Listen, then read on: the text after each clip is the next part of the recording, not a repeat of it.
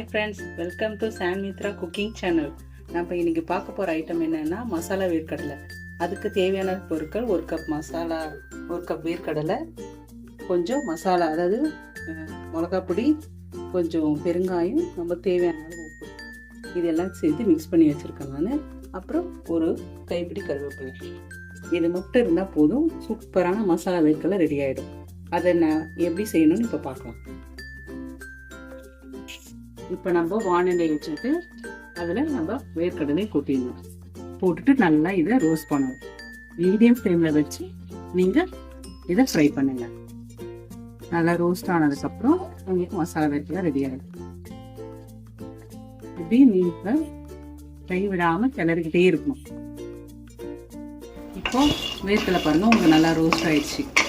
தோலெல்லாம் உறிஞ்சி வருது, கொஞ்சம் வெடிக்கிற சத்துக்கு. இதுதான் ரோஸ்ட் ஆன பதம். இந்த மாதிரி ரோஸ்ட் ஆனதுக்கப்புறம் பக்கத்தில் ஒரு வானொலி வச்சுருக்குங்க. அதில் சும்மா ஒரு ஸ்பூன் எண்ணெய் விட்டுட்டு இந்த கருவேப்பிலையை அது போட்டு நல்லா கருவேப்பிலை பொரிஞ்சதுக்கப்புறம் அந்த வேர்க்கடலையில் கொட்டிடுங்க.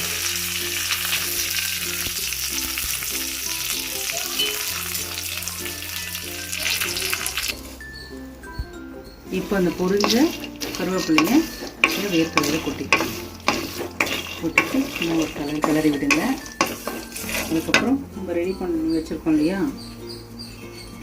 இந்த மிளகாத்தூள், பெருங்காயம், உப்பு, அதை ஒரு ஸ்பூன் உங்களுக்கு காரத்துக்கு தேவை மாதிரி அது மேலே சும்மா லைட்டாக அப்படி தூவி விட்டுக்கோங்க. தூவிட்டு திரும்ப ஒரு ரோஸ்ட் பண்ணிக்கோங்க. அவ்வளோதாங்க. இப்போது மசாலா வேர்க்கடலை சூப்பராக ரெடி ஆகிடுச்சு. ஆனதுக்கப்புறம் இதை சாப்பிட வேண்டியது தான். சிம்பிளான ஐட்டம், ஒரு 10 நிமிஷத்தில் நீங்கள் செஞ்சிடலாம். இப்போ சூடான மசாலா வேர்க்கடலை ரெடி ஆகிடுச்சு. பார்க்கறதுக்கு எவ்வளோ சூப்பராக இருக்குது பார்த்தீங்களா? டேஸ்ட்டும் அவ்வளோ சூப்பராக இருக்குங்க. நீங்கள் சாப்பிட்டு பாருங்கள். 10 மினிட்ஸில் ரெடி ஆகிடும். ஈவினிங் டைம் சூப்பர் ஸ்நாக்ஸ், குழந்தைங்களுக்கு ரொம்ப பிடிக்கும். உங்களுக்கு இந்த வீடியோ பிடிச்சிருந்தா சப்ஸ்கிரைப் பண்ணுங்கள், ஷேர் பண்ணுங்கள், பெல் பட்டனை கிளிக் பண்ணுங்கள். தேங்க்யூ.